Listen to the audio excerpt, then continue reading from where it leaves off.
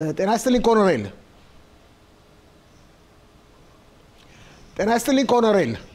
ጤና ይስጥልኝ ፋሲል፣ እንዴት ዋላችሁ? እንደምን ዋልክ? እንደምን ዋል? ተጠፋፋን እንደገና ደግሞ ሰሞኑን። አዎ ሰላም ነው፣ ሰላም ነው። ሰላም ነው። መልካም ሽቦት በዓል። መልካም ሽቦት በዓል። ሀግ መጣን ቶራ እኛ ተረጎም ነው እና ወደ አማርኛ ምን አልነው መሰለህ? ሙሴ 10ቱ ቃላትን ቶራን በሲናይ ተራራ የተቀበለበት አይደለ? ትክክል። እንዴት ነው እባክህ የጋዛ ተጨባጭ ሁኔታ? ሐማስ የቀረበለትን ሐሳብ ተሻሽሎ ተገምግሞ የቀረበለትን ሐሳብ በዊትኮፍ አማካኝነት አልቀበልም ብሏል። እንደው የ7 ዓመት የተኩስ አቁም ስምምነት ጠይቋል። ያለው ተጨባጭ ሁኔታ ምን ይመስላል? ሐማስ እንደ ሐማስ ባለፈው ሳምንትም ስትጠይቀኝ እኔ በእስራኤል በኩል ያለውን ሙሉ በሙሉ ተማመናለሁ። ሐማስ ግን የሚታመን ነገር የለውም ብለሃል። ሐማስ እንደ ሐማስ አሁንም የሚጠይቀው ጥያቄ አንደኛ ስምምነቱን የድርድርነቱን ነጥቦችና መስፈርቶች አልተቀበለም። የአሜሪካ መንግስትም ትልቅ ቁጡ ላይ ነው ያለው። ዊትኮፍ ተቀባይነት የለውም የሚል መስፈርት ነው ያቀረበው ሐማስ ብሎ ተናግሯል። እንግዲህ ሐማስ እንደምታውቀው ውሸቱን እየዘራ በአሁኑ ሰዓት ያለበትን ትልቅ ችግር አለበት። አሁን ሐማስ እንደ ድርጅት እየጠፋ ነው። ባለፈው 3 ሳምንት መሰለኝ መሐመድ ሲንዋር ሙቷል ብዬ ስናገር ብዙዎቹ እንዴት አስቀድሞ ተናገረ ሲሉ እኛ ግን ተማምነንብሃል እኮ የተናገርከው ተቀበል። እኛ ተማምነንብሃል። አንዳንዶቹ ወዲያ ቢሉ እኛ ተማምነንብሃል። እንዲያውም እንዴት ማንም ሳይናገር ሲሉ የወደቀውን ፈንጅ ብዛትና ጥራት አውቃለሁ። መሐመድ ሲንዋር የነበረበት 7 ሜትር ከምድር በታች ዋሻ ነው የነበር። የወደቀበት የቦምብ ጥራትና ብዛት ወይም ክብደት 41 ኪሎ ግራም ነው የወደቀ። 41 ኪሎ ግራም ቶን ነው የወደቀበት። በናስራላ ላይ የወደቀው 50 ሜትር በታች ምድር ስለነበረ 81 ቶን ነው የወደቀው።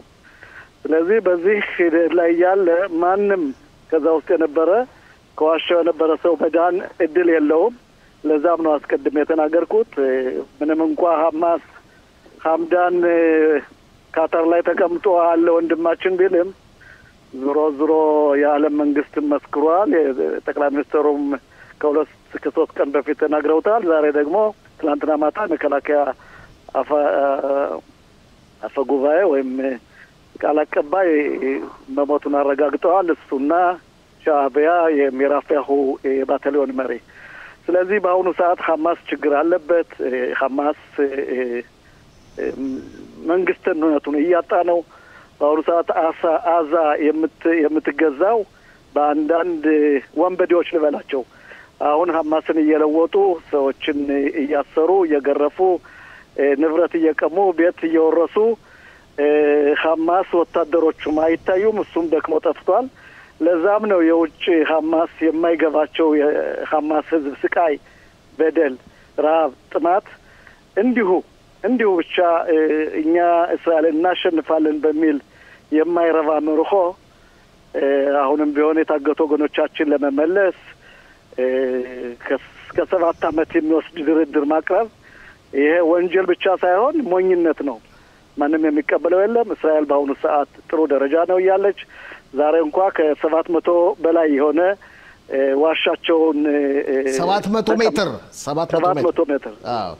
ሜትር ዋሻ በኻኒኖስ በኩል ተቀምጠዋል። ብዙ ዋሻዎችን በድሮ ያልገባንባቸውን በአሁኑ ሰዓት እየወደሙ ነው። ሐማስ እንደ ድርጅት በአሁኑ ሰዓት አዛ ውስጥ መንቀሳቀስ አይችልም። ተዳክሟል። አልፎ አንዳንድ ተባራሪዎች እንዲያው አለን ለማለት ፈንጅ እያጠመዱ ወታደሮቻችን ወይም በደፈጣ ካልሆነ በስተቀር ፊት ለፊት ቀርቦ የሚዋጋ የለም። ስለዚህ ሐማስ ያቀረበው የመደራደሪያ መስፈርት ተቀባይነት የለውም። የእስራኤል መንግስት ይሄን አይቀበለውም። የእስራኤል መንግስት እንዲያውም ራሱ ተቸግሮ ሁሉን ሳይሆን 10ን ያሉትንና 18 ህይወታቸው ያለፈው ሰዎችን እንቀበላለን ብሎ ዊትኮፍ ባቀረበው አደራዳሪ ነጥቦች ላይ ተስማምቶ ነበር። ግን ሐማስ ዞሮ እንደ ሐማስነቱ መቼም ዘላለም መሳሳት ስለሆነ አሁንም ተሳስቷል። የመጨረሻውን የመሞቻውን ጊዜ እየፈለገ ነው። ይሄም ድርጊት ይቀጥላል የሚል አቋም ነው ያለን። እዚህ ላይ እንግዲህ የተለያዩ መረጃዎች አሉ በአዛ ስላለው ተጨባጭ ሁኔታ። ሁላችንም እንደምናውቀው 5 ክፍለ ጦር ነው ያለው። ብዙዎች እንደሚሉት እስካሁን ድረስ 5ቱ ክፍለ ጦር ኃይሉን በሙሉ አልተጠቀመም። ለምንድነው ሐማስም ቢካለ አሻፈረኝ ካለ የሚል ማስተያየት እየተሰነዘረ ነው። ከዚህ በተጨማሪ ግን ባለፉት 2 እና 3 ቀናት የምናየው አዛ ከተማ ውስጥ አዛው እንደ ዋና ከተማቸው ነች ያሉትን ረጃጅም ህንጻዎች እስራኤል በከፍተኛ ሁኔታ እያወደመች ነው። አዎ ቀደም ሲል ደጋግሜ እንዳልኩት በተለይ በሰሜን አዛ በሰጃያና በጀባሊያ በሌላ በዛ አካባቢ በተለይ በመካከለኛው አዛ ያልገባንባቸው ቦታዎች ነበሩ። አሁን ግን መከላከያ መግባት ጀምሯል። ትልልቅ ህንጻዎችን ከፈተሽና መረጃና ማስረጃ የኛ ወገኖች እስከሌሉበት ድረስ ማፍረስ ጀምሯል። በነገራችን ላይ መከላከያ ብዙ ቤቶችን ማይፈርስ አይፈልግም ነበር፣ ግን ሐማስ ምንም ምርጫ አልተወለትም፣ አልሰጠውም፣ እድልም አልሰጠውም። ስለዚህ ለዛ ነበር ታግበው ነበር። በአሁኑ ሰዓት ግን መከላከያ ኤታማዦር ሹም የሚመሩት መከላከያ ዲሲፕሊን የተሞላበት ወታደሮችን ለየት ባለ ሁኔታ ደህንነታቸውን እየጠበቀ ቀስ በቀስ እየሰራ ነው። እንግዲህ ይህ ደግሞ ያው ጥሩ ውጤትን እያገኘለት ነው። ብዙ የሐማስ ቴሮሪስቶች ወድመዋል። የሰብአዊ እርዳታው በተገቢ መንገድ እየተከፋፈለ ነው። ለዛም ነው ሐማስ የሚሸጠው ሲያጣ፣ የሚለውጠው ሲያጣ፣ ገንዘብ ገቢ ሲያጣበት አሁን መልሶ ይሄን ነገር አክርሮ እኔ አልሞትኩም ለማለት የማይረባ ነጥቦችን ያቀረበው። ግን ይሄ አይሳካለትም። እኔ ካታር የምለው በእውነት ካታር በሐማስ ላይ ተጽዕኖ መፍጠር ትችላለች። በተለይ ውጭ ላሉትኝ ህዝቡን የአዛን ህዝብ መታደግ አለባቸው። በአዛ ውስጥ ረሃብ አለ፣ ችግር አለ። ሁሉም ነገር በአሁኑ ሰዓት ቤት የለም፣ ውሃ የቧንቧ ውሃ የለም፣ መብራት በአግባቡ የለም። ስለዚህ የአረብ መንግስታት የአረብ ሀገራት ህዝብ ይሄን የማይረባ ቴሮሪስት ቡድን ከአዛ አስወግደው መሳሪያውን ጥሎ ሄዶ የአዛ ህዝብ እንደገና ወደ ቀዬው ተመልሶ አዛን እንደገና የዓለም መንግስታት በተባባሪነት የሚገነቡበት ጎረቤታዊና ሰላማዊ ሆኖ የሚኖርበት ጊዜ ቢቀርብ ቢመጣ ደስ ይለኛል። ምክንያቱም እኛ ከአዛ ህዝብ ጋር ምንም አይነት ጦርነት የለንም። ያለነ የሰባቱ ቀን አርኪቴክት መሐመድ ሲንዋርና ወንድሙ ሌሎችም የባታሊዮን መሪዎች በጠቅለል ባለ በጥቅምት 7 የወጉንን ወታደሮች ሙሉ በሙሉ ጨርሰናል ባንልም አብዛኛዎቹ ተገለዋል። በአሁኑ ሰዓት የቀረው መሳሪያውን ጥጦ መውጣት አለበት የሚል አቋም ነው ያለኝ። እዚህ ላይ ኮሎኔል መኮንን ምን ተማምኖ ነው የሚቀርብላቸውን ሀሳብ በሙሉ አንቀበልም የሚሉት? ምንም የሚተማመነው ነገር የለውም። የሚተማመነው ምንድነው? አንደኛ አሜሪካ ውስጥ ምንድነው ዋስትና ትስጠኝ ይሄን ጦርነት እስራኤል ትታ ትወጣለች ነው የሚል። ሁለተኛ ያቀረበው ተቀባይነት የሌለው በ60 ቀን ውስጥ ድርድሩን በመጀመሪያው ቀን 4 ነፍስ ያላቸው ሰዎች ይለቃለሁ፣ ከዛ በኋላ በ59ኙ ቀን እንደገና 4 ሰዎች ይለቃለሁ፣ በአጠቃላይ 8 ሰዎችን ይለቃለሁ ነው የሚለው። ስለዚህ ይህ ተቀባይነት የሌለው የእስራኤል መንግስት ደግሞ በአሁኑ ሰዓት ራሱን ለውጦ እንዲያውም ሁሉን ታጋቾችን እስካልሆነ ድረስ አልፈልግም የሚል መላምልቶች አንዳንዶቹ እየተናገሩ ነው። ይህም መሆን ያለበት ነው። አሁን ሐማስ ምንም አቅም የለውም፣ ጉልበት የለውም፣ መሳሪያም የለውም ማለት ይችላለሁ። የሞተ ህብረተሰብ እስከሆነ ድረስ የሞተ ድርጅት እስከሆነ ድረስ በእውነት ምንም ነገር የለውም። የተመኘውና የተመካው አንድ ነገር ነበር። እሱም የታገቱ ወገኖቻችን ነው። እነሱም በአሁኑ ሰዓት ለሱ ስትራቴጂካሊ የሱን ጠባቂዎች ስለሆኑ እነሱንም ይጎዳል የሚል አመለካከት የለኝም። አንድ ሀብት የቀረው የታገቱ ወገኖቻችን ብቻ እንጂ ምንም ነገር የለውም። ኦኬ፣ እስቲ ወደ ሊባኖስ ልውሰድህ። ወደ ኢራንም እንመለሳለን፣ ወደ ሱሪያም እንመለሳለን። ወደ ሊባኖስ ወስደህ ያለው ተጨባጭ ሁኔታ እየተረጋጋ መስሎ ነው የሚታየው። ሽብር ፈጣሪዎችን እስራኤል እያደነች እየገደለች ነው። ዛሬ ሰሞኑን የሚወጡት መግለጫዎች ከሰሜኑ ሀገራችን ክፍል እንደሚያመለክቱት ከሆነ ሰላም ነው፣ ህዝቡ እየተዝናና ነው፣ ህዝቡ እየተመለሰ ነው። ነገር ወዲህ ነው ፋሲል። በአሁኑ ሰዓት የአሜሪካ መንግስት በሊባኖስ መንግስት ላይ ትልቅ ተጽዕኖ አለበት። የሊባኖስ መንግስት አሜሪካን ይፈልጋል፣ ኤሮፓን ይፈልጋል፣ እስራኤል መንግስትን ይፈልጋል። በየትኛውም መስፈርት ተንቀሳቃሽና አንዳንድ ፈር ለቀው የወጡ የቴሮሪስት ቡድኖች ሲንቀሳቀሱ የሊባኖስ መንግስት የእስራኤል አየር ኃይሎች እንዲጎዷቸው ጥቆማም እያደረገ ነው። በአሁኑ ሰዓት የአዲስ ዜና ነው እሱ ገባኝ እየጠቆሙ ነው የሚደመሰሱት። ምክንያቱም የሚጠቆሙበት ምክንያት አላቸው። የሚጎዳቸውን ያውቃሉ። ሀገራቸውን ከ20 ዓመት በላይ ጎድቷትና በዝዟት ወይም በድሏት የነበረውን የሂዝባላ ቡድን ያውቃሉ። ሊባኖስ የት እንደምትደርስ ራሳቸው ያውቃሉ። ስለዚህ የሊባኖስ መንግስት በአሁኑ ሰዓት ቤይሩትን ብቻ ሳይሆን ሙሉ ሊባኖስን መገንባት ይፈልጋል። ገንዘብ ያስፈልገዋል። የዓለም መንግስታት በተለይ የአረብ ሀገራት እንዲሰጡትም የአሜሪካ ውስጥ ገቢ ነገር አለበት። ለዛም ነው በአሁኑ ሰዓት በየቀኑ የአየር ኃይላችን ዛሬ ጧት ጀምሮ በየቀኑ አንዳንድ የሂዝባላ ተንቀሳቃሽና አንቀሳቃሾችን ቀጥታ የሚገደሉት የራሳችን የሆነ መነጽር አለን እስከ ቤይሩት ድረስ የምናይበት ሙሉ በሙሉ ሊባኖስ ውስጥ በቆጣጠር የሚቻል ኃይል ስላለ ችግር የለም።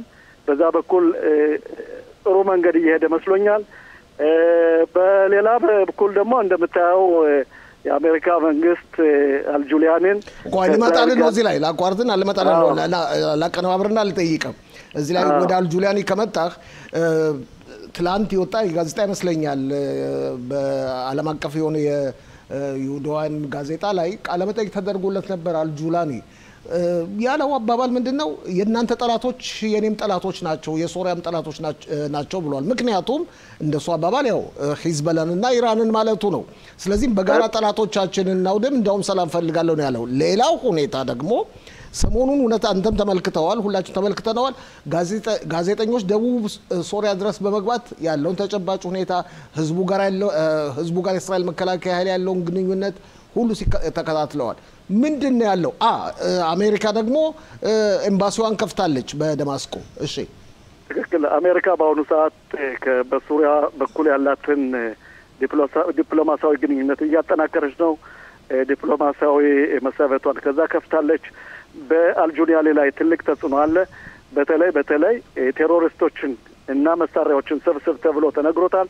ቴሮሪስቶችን ከሀገር አስወጣ ተብሏል። የአሜሪካ መንግስት በቀጥታ አባባል ተናግረውታል። እሱም እያደረገ ያለው ይሄን ነው። በተረፈ የጠላት የኔ ወዳጅ ነው አይደል የሚባለው? ትክክል፣ እንደዛ ነው። በዛን ሰዓት እንደምታየው ሱሪያን ቁልቁል አድርጓት የኖረው የኢራኑ ሬጂም የኢራኑ አስተዳደር ሊባኖስን ብቻ ሳይሆን በሱሪያም ላይ ትልቅ ተጽዕኖ ነበረበት። በተለይ በዛ በኩል ብዙ ቁሳቁሶችና መሳሪያዎች ብዙ የሚገቡበት መንገዶች በሙሉ ኮንስትራክተሮች ተጎድተዋል። ስለዚህ ኢራን በዛኛው በኩል ስታደርግ የነበረው ስራ ዞሮ የጎዳው ሱሪያን ስለሆነ ስለዛም ነው የእናንተ ጠላት የኔም ጠላት ነው የሚል አባባል ያለው።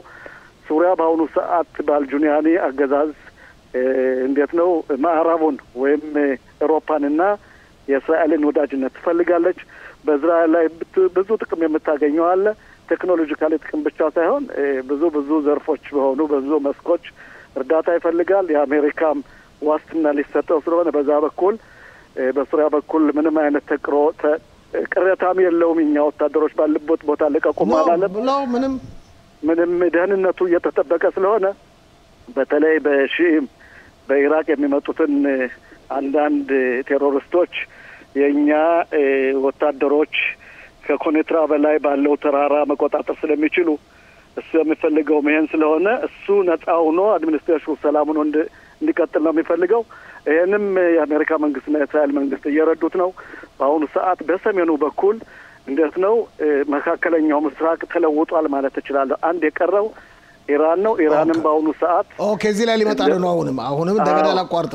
በኢራንን ስንመለከት የተለያዩ ሀሳቦች እንደሚባለው ከሆነ የመካከለኛው ምስራቅ ልዩ መልእክተኛ የሆኑት ስቲቭ ዊትኮፍ ሌላ ተጨማሪ አስታራቂ ሀሳብ በኦማን በኩል አስተላልፈዋል ነው የሚባለው ለኢራን። ፕሬዚደንት ዶናልድ ትራምፕን ደጋግመህ ሰምታቸዋል።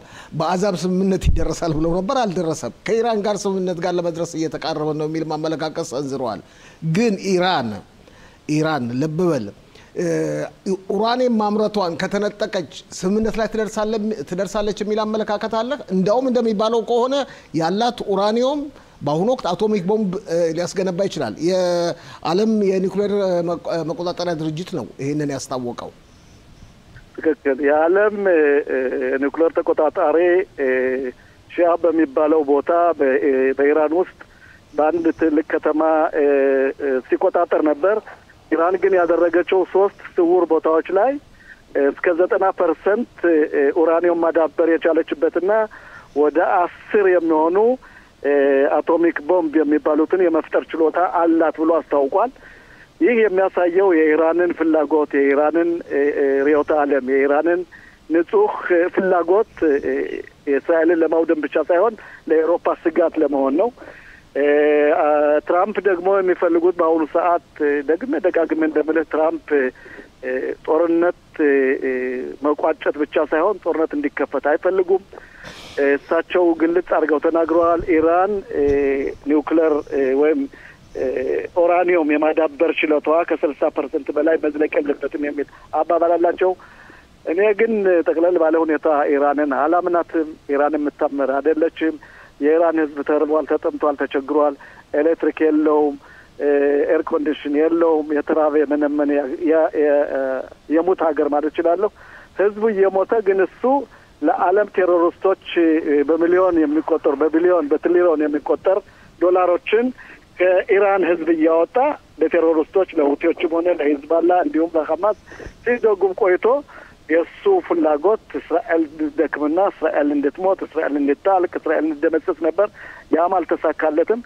እስራኤል በአሁኑ ሰዓት ለአሜሪካ መንግስትም ለልዩ ተላላኪዎቿም ቁርጥ ያለ መልእክቷን ሰጥታለች። እናንተ ይህን ነገር ካልሰራችሁት እኛ እንሰራዋለን የሚል አባባል አላት። እስራኤል ወደ 20 ዓመት ይህን ነገር ተዘጋጅታበታለች።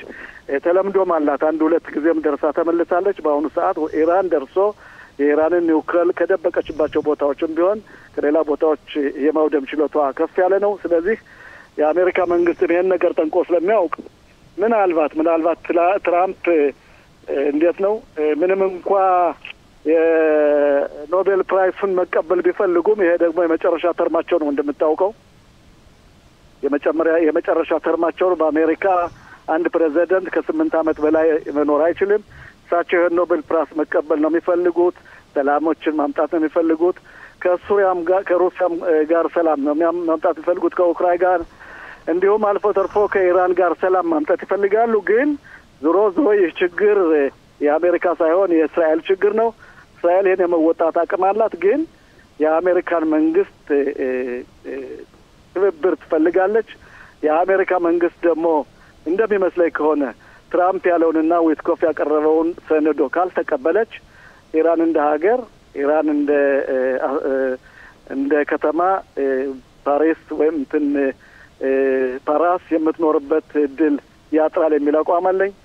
ምክንያቱም ይህች ሀገር ለዓለም ጠንቅ ናት። ለዓለም የመጨረሻ ጠንቅ እስከሆነች ድረስ እሷን ሁላችንም አይናችን ከፍተን ማየት አለብን። ኦኬ ኮሎኔል መኮንን ተስፋ መልካም የሰኔ ማዕረር የሽቦት ቶራን የተቀበልንበት በዓል ያድርግልህ እመኛለሁ። ለአንተም ለቤተሰብህም በጣም አመሰግናለሁ ስላነጋገርከን። በጣም አመሰግናለሁ። መልካም ሳምንት።